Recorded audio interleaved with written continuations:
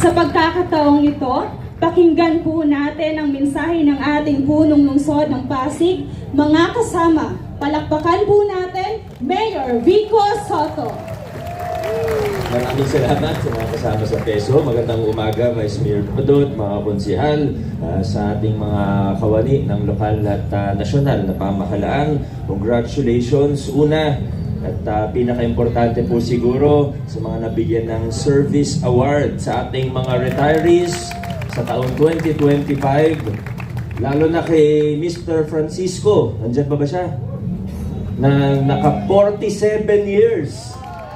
Ang tindi. Maraming salamat, sir. At sa inyo pong lahat, mga ma'am at sir, maraming salamat sa serbisyo nyo na tumagal ng ilang dekada sa ating lokal na pamahalaan at sa lahat ng naiambag ninyo sa ating mahal na lungsod Pasig. Palakpakan po natin ulit ang ating mga retirees.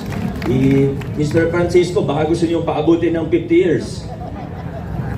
Sabi nga kanina ni Consi Angelo, bawas sa tension, hello pension. Goodbye tension, hello pension. At maraming salamat po sa inyo. Sa ating City Vet Office, maraming salamat sa ating Bureau of Animal Industry sa pagkilala sa ating City Vet Office. Congratulations din po sa inyo, Doc Emma and Company. Kay Doc Ordinario, ma'am, maraming salamat po sa pagpunta ngayong umaga. Sa ating CSO Academy, alam naman natin ang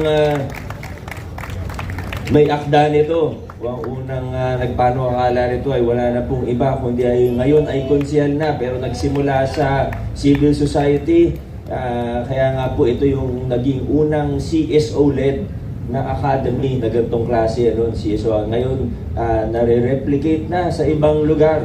Sabi nga, hindi natin dapat antayin na maging perpekto o sobrang galing para makatulong rin sa iba. At nakakatuwa dahil nakita siguro na maganda yung modelo ni na Coach Paul ay ginagawa na rin sa ibang lugar. Kaya Coach Paul, sa lahat ng mga kasama sa CSOs, DILG, maraming salamat at congratulations sa inyo. Congratulations sa ating lahat.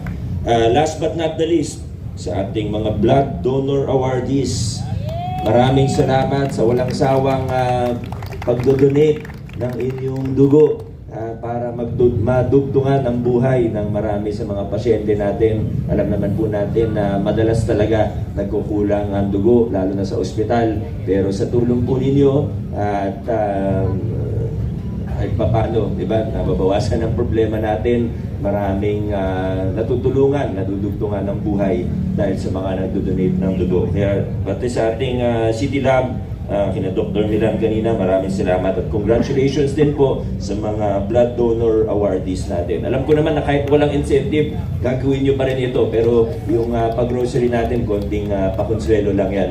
Maraming salamat. Sa ating lahat, kita-kita po tayo sa December 20, ating Pasko Tita. At Merry Christmas, Happy New Year sa ating lahat.